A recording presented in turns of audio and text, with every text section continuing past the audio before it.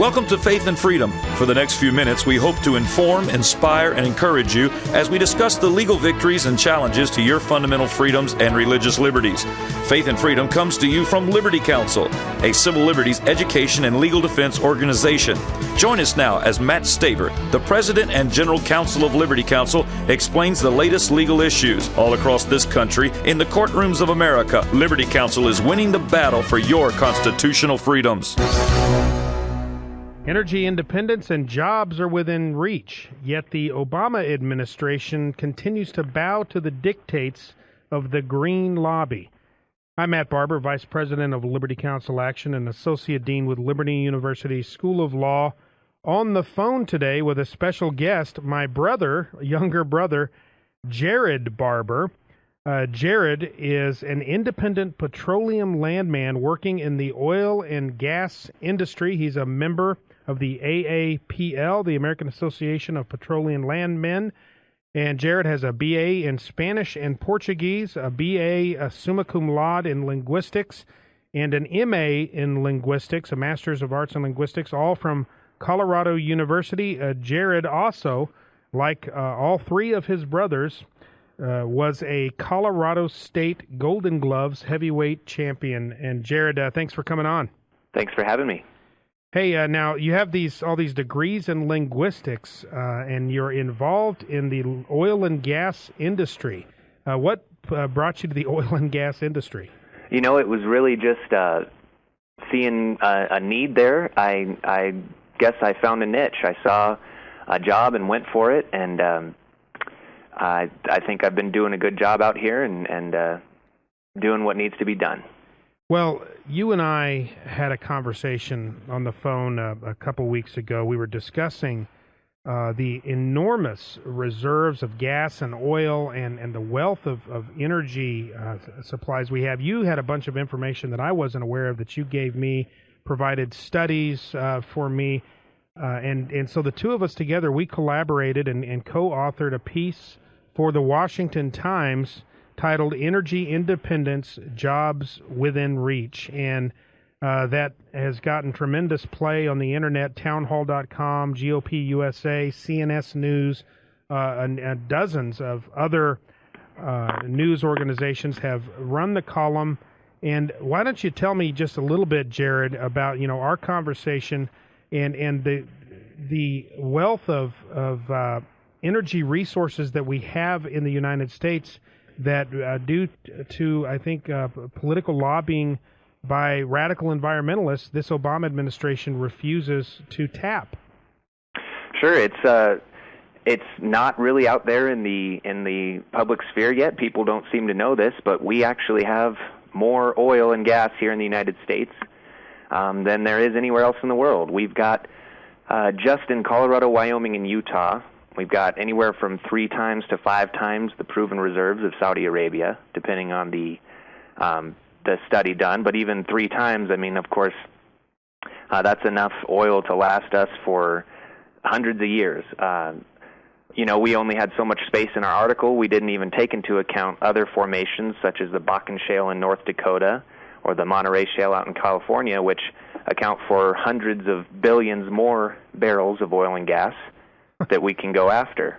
That's hundreds of billions with a B. Billions with a B, that's right. And according to an MIT study, we have enough natural gas to last us for 100 years. So we have the resources right here in the United States to account for 100% of our energy needs. Well, and unless people think we're making up these numbers, whole cloth, it's the U.S. Department of Energy estimates, and we put this in our article, that there are as many as 1.8 trillion, that's with a T, recoverable barrels of oil in the Green River Formation in Utah, Colorado, and Wyoming alone. That is staggering, and it begs the question, Jared, if all that oil is there, why now? Why haven't we tapped all that oil before now? Why is this suddenly a new issue? Well, the reason it is a new issue is because since essentially 2007, there have just been vast leaps in our ability to recover that oil. Most of that oil exists in the form of oil shale, which is organic materials rich rock from which we can get that oil and gas. But until pretty recently, we didn't have that drilling technology to go and get it economically. Now, with a combination of horizontal drilling, where the drill bit is dropped down into the ground thousands of feet and then turned on its side and goes 90 degrees across several oil-containing cracks in the ground, a combination of that with hydraulic fracturing, which involves pumping a solution of water and sand at high pressures into the ground to create cracks in the rock that allow us to get that oil and gas. Advancements in those technologies have made it viable. Now we can get that economically. So, 10, 20, 30 years ago, we couldn't go and get that and sell it at the right price. But now we can do that. Well, that's why it's a new issue. Okay, then the next question, of course, is then why are we going to get it?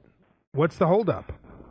Well, of course, there is a huge lobby against fracking, which, as I mentioned, is a technology that involves pumping water and sand and a 0.5% chemical solution into the ground.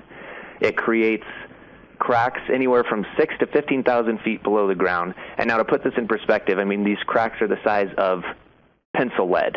Okay. The reason that the sand is involved in this mixture is it's called proppant. It helps hold these tiny, minuscule cracks open so that oil and gas molecules can flow to the wellbore and be collected. Now, there's claims, there's propaganda, there's films that try to claim that fracking contaminates groundwater, that it ruins farmland, and none of these claims have any support whatsoever. Even Lisa Jackson, the head of the EPA, Right. has admitted that there's no documented cases of groundwater or drinking water being affected by the fracking process. She said, quote, Lisa Jackson, this is the head of the Environmental Protection Agency under Barack Obama, she said, quote, I am not aware of any proven case where the fracking process has affected water, close quote. Well, Jared, this is tremendous. We literally are talking about, and as we pointed out in the article, complete energy independence and a weaning off of all foreign oil. And keep in mind, much of this foreign oil, as we pointed out in the piece, comes from people who don't necessarily have our best interests at heart. Within a decade, within 10 years, we also point out in the article, within 5 years, Jared, we can reduce our oil imports by half, yet President Obama is not willing to offend the green lobby of which he has a like mind. Frankly, he's one of these global warmer alarmist greenies himself, so it's no surprise to me that he is not doing this. Tell us about the jobs that this could produce, Jared. And these are all based in a number of studies. Our article is well documented. What kind of jobs are we talking about here? Well, we mentioned in our article that the industry could create nearly 1 million jobs, and that's based on data from a couple studies. Now, the interesting thing, Matt, is that we didn't really take into account increased production. Those studies sort of take for granted that if production continues at basically the same rates, if we're going after the same amount of domestic productivity, then okay, we'll see about 1 million jobs. Now, keep in mind that the industry currently employs 9.2 million Americans. So if we're talking about doubling, tripling, quadrupling our domestic production, then that 1 million jobs number that we gave in our article, that'll prove to be conservative. We're looking at several million jobs.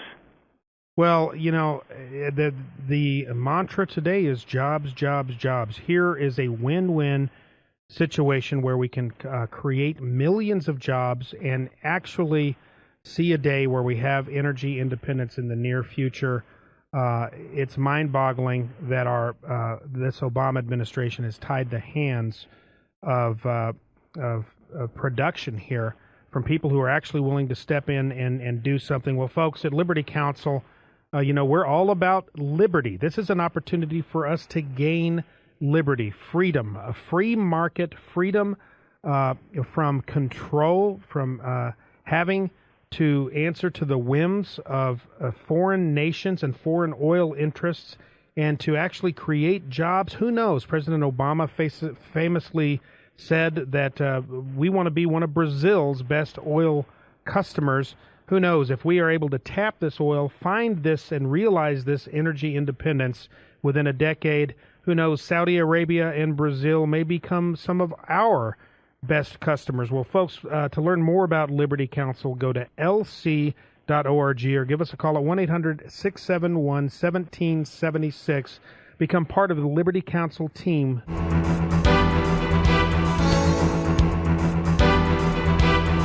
You have been listening to Matt Staver of Liberty Counsel. Our hope is to encourage and inspire you to stand up for your faith, family, and freedoms. We can accomplish a lot when we work together. Get informed and get involved today. Sign up for our free monthly newsletter, The Liberator. We will send it out to you free of charge. Stay informed with our Liberty Alert email update. Just click on the website at www.lc.org or call us at 1-800-671-1776. Tune in next time to learn more about your rights right here on Faith and Freedom.